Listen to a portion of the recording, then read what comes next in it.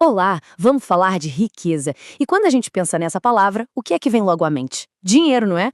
Pois é, mas e se o dinheiro for só uma pecinha de um quebra-cabeças bem maior? É isso. Nos próximos minutos, a gente vai desconstruir essa ideia e descobrir o que significa de verdade ser rico. Pois é, o que é, afinal, a verdadeira riqueza? Antes de a gente avançar, vale a pena parar um segundinho e pensar nisto. A resposta, olha, pode ser bem diferente do que a sociedade nos ensinou a acreditar. E aqui está o contraste fundamental. De um lado, aquela visão comum, riqueza é acumular dinheiro. Do outro, uma perspectiva muito mais profunda, é viver com liberdade. E é essa liberdade que a gente vai explorar a fundo. Então, o nosso roteiro vai ser este. Primeiro, vamos redefinir o que é riqueza. Depois, explorar os seus pilares, entender o papel super importante das relações, ver como é que se constrói isso no dia a dia e, por fim, descobrir o objetivo final de tudo, a liberdade. Vamos lá, começando pelo básico. Reduzir a riqueza só a dinheiro é como ver o mundo a preto e branco. A verdadeira riqueza, essa sim, é a cores. Envolve não só os recursos que temos, mas também a nossa mentalidade, o nosso tempo e, claro, o nosso propósito. E por falar nisso, vamos mergulhar nos pilares. Quais são então os componentes essenciais que formam uma vida verdadeiramente rica? Olha só, são 6 pilares principais que sustentam essa riqueza total. E atenção, cada um deles é crucial e, como a gente vai ver, eles estão todos interligados. Vamos conhecer cada um? É isso.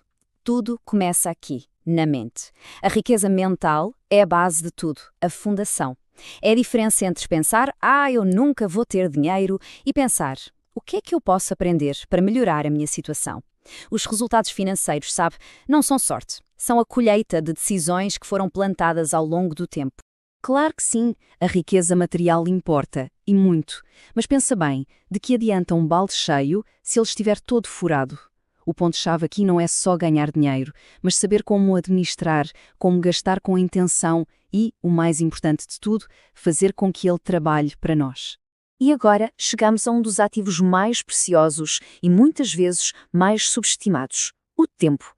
Ter dinheiro, mas não ter tempo para viver, é tipo ter um carrão de corrida preso no trânsito. A verdadeira riqueza é ter controlo sobre as nossas próprias horas. Pense na riqueza emocional como o nosso amortecedor para a vida. Sem ela, o dinheiro pode até virar uma fonte de ansiedade, de medo, em vez de segurança. A capacidade de navegar pelos altos e baixos da vida com calma, isso não tem preço. É uma forma imensa de riqueza. E a riqueza intelectual? Pense nela como uma bússola. É um ativo que ninguém, mas ninguém mesmo, nos pode tirar. A capacidade de aprender, de pensar de forma crítica e de tomar decisões bem informadas é o que nos guia para portos mais seguros, incluindo, muitas vezes, o da prosperidade financeira. E por último, mas de forma alguma menos importante, a riqueza espiritual. E olha, isso não tem a ver necessariamente com religião, ok? Tem a ver com ter um porquê bem claro na vida. É saber qual é a nossa missão, ter princípios que guiam as nossas ações, para muito além dos bens materiais. Bom, agora vamos falar de um tipo de riqueza que o dinheiro simplesmente não compra. A riqueza dos nossos relacionamentos. As nossas conexões com as pessoas, elas são a nossa rede de segurança e, ao mesmo tempo, o nosso trampolim. Conexões genuínas com a família, com os amigos, baseadas em confiança, são uma forma de riqueza absurdamente poderosa. Elas abrem portas, dão aquele apoio nos momentos difíceis e criam oportunidades que o dinheiro sozinho jamais conseguiria. Essa citação aqui, ela ilustra de forma brilhante a conexão de tudo o que a gente viu até agora. Quando dinheiro, tempo, conhecimento e propósito trabalham juntos, a riqueza torna-se um estado de vida.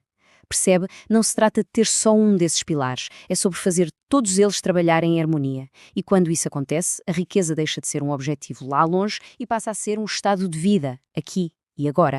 Ok, muito bom. Mas como é que se constrói essa riqueza toda? A resposta é: não é um evento, não acontece do dia para a noite. É um processo contínuo. Vamos ver as ações práticas. A construção da riqueza não é sobre dar grandes saltos de sorte, é sobre dar pequenos passos, mas de forma consistente.